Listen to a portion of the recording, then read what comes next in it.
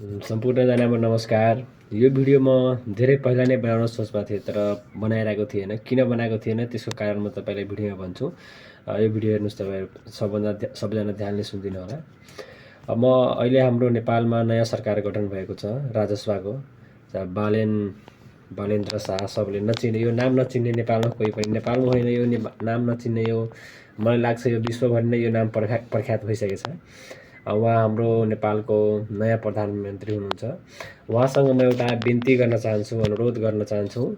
तपाईले यो राजनीति, यो निर्वाचन छ नि, निर्वाचनमा पनि योग्यता राख्नुहोस्, योग्यता तोक्नुहोस्। जब कुनै उम्मेदवार आफ्नो नोमिनेसन दर्ता गर्न जान्छ त्यति बेला पनि त्यसको योग्यता खोज्नुहोस्। तपाईँ यस्तो नियम बनाउनुहोस् कि वडा अध्यक्षलाई कम्तीमा 12 क्लास पढेको, संसदमा ब्याचलर पढेको, यस्तो कुनै एउटा क्राइटेरिया तपाईँ छुट्याउनुहोस्। किनभने हाम्रो देश विकास नहुनुको कारण कतै न कतै यो पनि ठुलो कारण छ। शिक्षाको कमी ठुलो कारण छ। अब हेर्नुहोस्, अब यहाँ खरिदार सुब्बा लडेर मान्छेहरू त्यति मेहनत गरेर दिनरात एक गरेर वर्षौं लगाएर पढेर खरिदार सुब्बा बनेर जान्छ र त्यसको पोस्टिङ हुन्छ कुनै वडा कार्यालयमा। त्यहाँनिरको मुखिया हुन्छ नपढे लेखेको, अनपढ हुन्छ, 8 क्लास पढेको, साधारण लेखपढ गरेको। अनि त्यसको पढे लेखेको नपढे लेखेको कुरा मिल्दैन। अब कुरा मिल्दैन भने विकास कसरी हुन्छ? उसले भन्छ यसरी विकास गर्नुहोस्, यसले भन्छ 20% तिम्रो 80% मेरो, यसरी गरेर कुरा सकाइदिन्छ। त्यही भएर यदि हाम्रो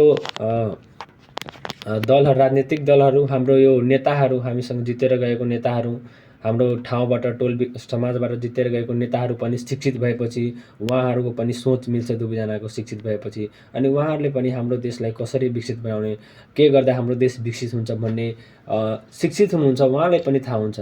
जो पढे लेखेको छैन, अब हेर्नुहोस्, योभन्दा पहिला केपी ओलीजी प्रधानमन्त्रीको शपथ ग्रहण गर्नुभएको छ, त्यति बेला ऊ शपथ ग्रहणमा लेखेको कुरा पढ्न सकिरहेको थिएन। अनि के अब यो जब लेखेको कुनै शब्द पढ्न सक्दैन भने कसरी, अब मानौ कुनै एग्रिमेन्टै पेपरमा साइन गर्नु पर्यो, के गर्नु पर्यो, त्यसले लेखेको हुन्छ त्यहाँ पढ्नै सक्दैन भने कसरी उसले साइन गर्छ?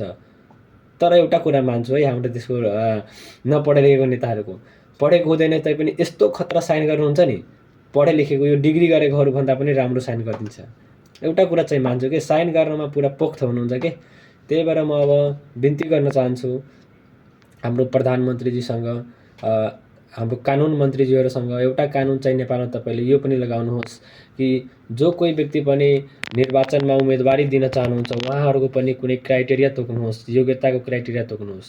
र पहिला यो भिडियो नबनाउनुको कारण एउटा यो थियो, हाम्रो प्रधानमन्त्री नै अनपढ थियो, 8 क्लास पास थियो। अनि मैले यो भिडियो बनाउँदा त्यो भिडियोको लागु नै हुँदैन थियो, उहाँले सुने पनि यो भिडियो केही हुँदैन थियो, उहाँ समक्ष गए पनि यो भिडियोमा केही सुनवाई हुँदैन थियो, किनभने ऊ आफै 8 क्लास पढेको थियो। अनि आफै 8 क्लास पढेको छ भने यस्तो नियम लगाएपछि त सबभन्दा पहिला घाटा उसलाई लाग्छ। र एउटा कुरा, यो भिडियो सुन्दाखेरि धेरै मान्छेहरूलाई नराम्रो लाग्न सक्छ।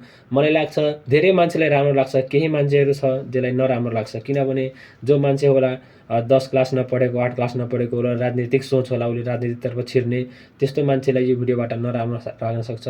तर नराम्रो लागे पनि म यो भिडियो पोस्ट गर्छु। तपाईहरुलाई राम्रो लागोस् या नलाग्नुहोस्, मैले यो भिडियोमा केही खराब भनेको छैन, हाम्रो देशको हकहितको लागि मात्रै भनेको छु। र साथीहरु, तपाईहरुलाई मेरो भिडियो कस्तो लाग्यो आफ्नो प्रतिक्रिया दिनुहोस्। हस्त, धन्यवाद।